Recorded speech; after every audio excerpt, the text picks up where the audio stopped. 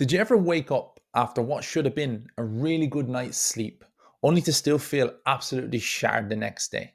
You tell yourself, I actually got 8 hours yesterday, but for some reason, I still feel absolutely wrecked and I can't seem to get ahead. You keep driving in loads and loads of caffeine into your system, thinking that's going to help with your energy, but it never really seems to help. But the reason why you're struggling is actually a lot deeper than you think. So in this video today, I want to break down the exact reason why you're feeling tired all the time. I want to tell you exactly what you can do to fix that right now. So before I start, I just want to give you an example of how this has worked in everyday life for me and one of my clients. So this is my client here, Kev. When Kev first came to me, he was weighing in at 113 kg. He was feeling shitty about himself. He was tired all the time and he could never ever get ahead with what he was doing when it came to living his life and also being a good father for his kid. So Kev is a father of one and he lives his life around everything he does for his kid. Now, what he was noticing was he was super tired all the time. He wasn't able to function properly throughout the day. And he could never really stick to his nutrition plan or his diet plan or his training plan that he would set out for himself. He used to say he knew what he was doing, but for some reason, he just was not able to stick to it. In 5 months of working together, me and Kev managed to drop himself down from 113 kg down to 100 kg. He's now in the process of working down his way to 90 kg. And it's the person that he's become in the process is the most exciting thing for Kev because he's just at the start of his journey. He now reports to have more energy. He reports to have less fatigue throughout the day. And he feels like he doesn't struggle to keep his performance going on a day-to-day basis. So how have we done this with Kev? I want to break it down. I want to show you the exact framework that I've used. And I want to explain, before I go into how we've done this with Kev and how you can do this yourself, I want to explain a little bit about why you feel tired all the time so that you know the problem and you can work to fix it then as a result. So before we can go into this, I really want you to understand that we need to understand there is 4 different types of energy. Okay, so a lot of people think that their energy just comes and it goes and you can get energy from coffee and you can down a Lucozade and all of a sudden you're going to have loads of energy. Yes, it will temporarily spike your energy levels, but if you can really understand where your energy comes from, what it is that gives you energy, what it is that takes your energy, then you'll be able to move forward and be able to decide, okay, well, what am I using my energy on and what can I do to preserve my energy and have more energy in the future? So the first so obviously I said there's 4 different kinds of energy. And only one of them really comes from your rest. All right. So first of all, you have your physical energy. This is from movement and good food. So straight away, if your diet is poor, if you're struggling to eat good foods, if you're not doing a whole lot of steps throughout the day, if you're sedentary, if you're sat at a desk like me, if you're at home, you're kind of looking after the kids and you don't really get a chance to get out, then it's going to be very, very hard for you to have any sort of energy off the back of it. Okay, that's the first type of energy. If you can really focus on your physical energy, you actually gain energy from doing physical things. Okay, so remember that one first and foremost. Second one is your mental energy. Now, this one comes from reducing decision fatigue and chaos, right? So when I say decision fatigue, what I'm talking about is the amount of the decisions. I don't know why my pen is so big. Decisions in a day. So let me just give you an example of decision fatigue. You don't prep your meals. You, for some reason, think that prepping your meals takes too long and it's a pain in the arse. So you don't prep your meals. Then it comes to lunchtime and you haven't had any meals prepped. You go to the fridge, you open the fridge, and because your brain has already made a huge amount of decisions throughout the day, you know, what you're going to put, what you're going to dress your daughter in for the day, what you're going to dress yourself in for the day, whether you're going to be able to go to work or not, whether you're feeling sick. All of these decisions are already in the back of your head. When you open that fridge and you look into that fridge, your brain's not going to want to make the decision of, oh, I need to take this food out and I need to make this food. So it makes a decision for you. And it usually goes for the easiest decision. It usually goes for the shit food. It usually goes for the bar of chocolate that's in the press.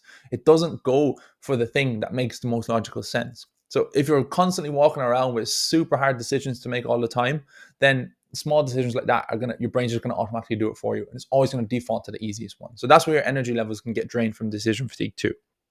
Emotional energy is another one, particularly with, I noticed it a lot with women, but also men as well, but mainly women. Just from doing things that actually light you up, you will have more energy.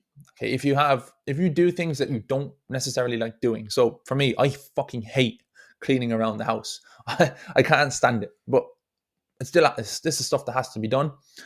But I always notice that I'm much less energy. I have so much less energy when I've just done all this stuff than I would have had before I did that stuff. But once it's out of the way, my energy levels skyrocket again. So if you do things that you actually enjoy, so I really enjoy filming these videos. I get energy from this. When I go on a call with a client, I have a catch up with them and I help them do something that they haven't been able to do, and I help them move past something, that gives me energy, that lights me up, that makes me feel good about myself. And I could nearly just come out of the room after doing that and just immediately feel better. So you have to do things that light you up every single day.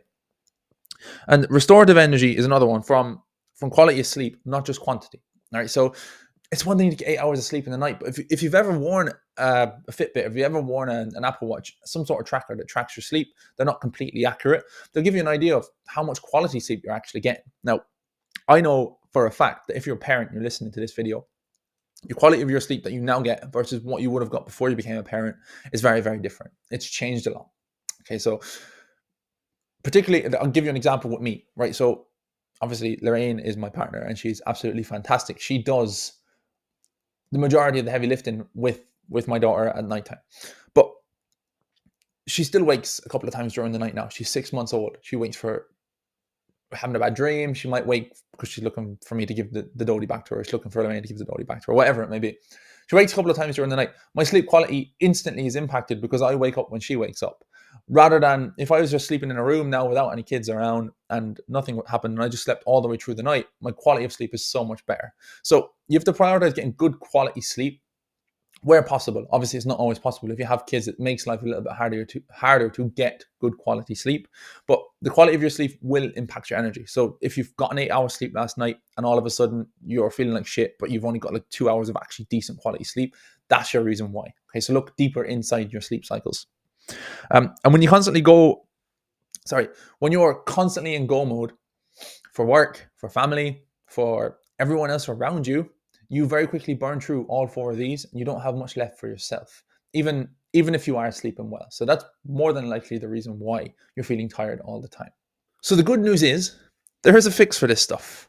You're not stuck doing this stuff forever, all right? So if you feel like you're a little bit stuck or lost at the moment with your energy and you're feeling like you've got low energy all the time, there's always a fix. And this is the fix. I want to give you the fix. 4 very simple things that you can start doing right now to instantly get things moving for you.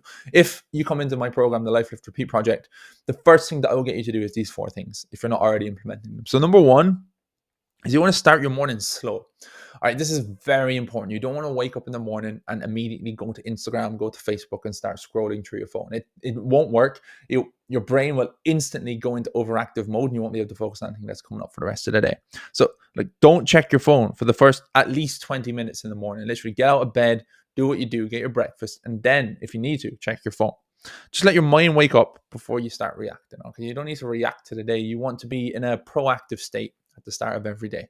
So 1 or 2 things that I've done in the past for this, I just enable blockers on my phone to stop me being able to actually click into apps on my phone before 8 o'clock in the morning. So I'm filming this video now. It's 7:45 in the morning. I still haven't touched my phone. I haven't been allowed into it. I'm in the middle of my work block here without having used my phone this morning. Number 2 is fuel early. This is something that I see is very, very common, particularly with someone who is, like parents. I notice they do struggle to prioritize themselves because they have to look after the kids, and that's hard as well. But you need to get fuel in early days. Okay, so whether that be you get up, you get your little one ready, you give them food, and then you get your own food. But you need to get food yourself. You can't skip breakfast. Is basically what I'm trying to say here. Make sure you're getting some form of protein and some form of carbs within the first 60 minutes of waking up.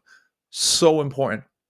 And your breakfast choices are massive as well. I'll do a separate video on that if you want to watch it, on different types of things you can have for breakfast that are good and different types of things that may not necessarily move the needle for you.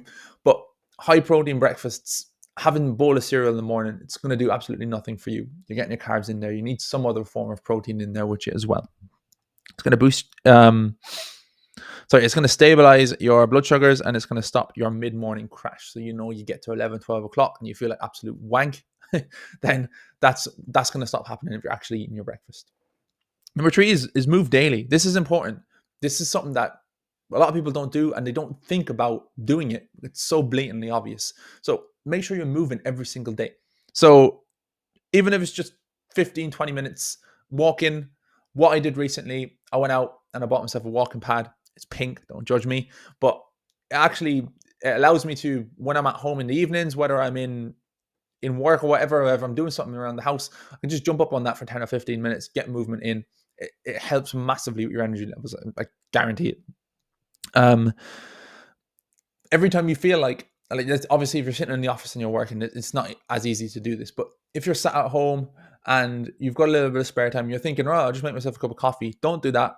Maybe don't have a cup of coffee. Jump up on the walking treadmill and get your couple of steps in. Or if you don't have a walking treadmill, you're not privileged enough like me to buy a walking treadmill, then just go for a little walk around the house. A couple of times, just a couple of laps, just to clear your mind as well. Get out, go on the street if you've got a little bit of time and just walk down the road, get some fresh air as well. Number 3 is wind down with intention. The wind down in the evening is the most important thing that you can do in terms of moving the needle and actually helping your brain declog itself. It will give you way more energy than you actually think. So a lot of people think that's the sleep that's going to fix their energy. It's not. It's what you do before the sleep that actually will fix the sleep. That will give you more energy. Okay. So no screens. I have 30 minutes before bed here. This is what I recommend for you.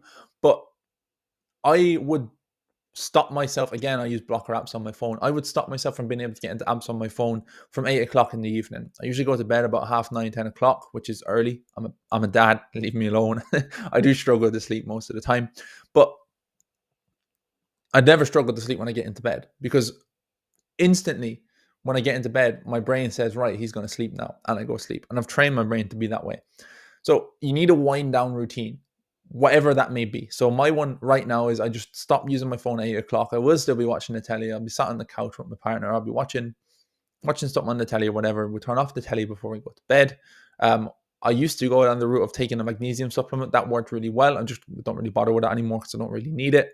And I'll brush my teeth, I'll get into bed, and I'll lay there, and no phones, completely dark room. This is important as well. Make sure you dim the lights and focus on actually resting your mind. All right, you need to really focus on winding down in the evening. When you get into bed, if you pull out your phone, you start scrolling on Instagram, your brain's not winding down. So implement that evening routine, morning routine. You hear people, the gurus talk about it all the time. It's very, very important to have both a morning and evening routine. Implement that, and I guarantee you're going to start seeing energy more and more moving forward. So that is simply it. That's all I'm going to go through on this video. Hopefully you found it helpful. If you did find this video helpful, don't forget to subscribe to the channel. That's how we're going to grow. And if you know someone who might potentially benefit from this video, send them the link, share it on your Instagram story, let people know. That's how we can get this out to more people. My aim is not to become viral. My aim is not to make loads of money off of these videos. My whole aim is to help as many people who are in a similar position to me and my clients actually progress forward. I want to do it completely free. So share this if you know someone that would be interested in actually learning about this stuff. And if you found it helpful, feel free to drop me a message and let me know. All the best.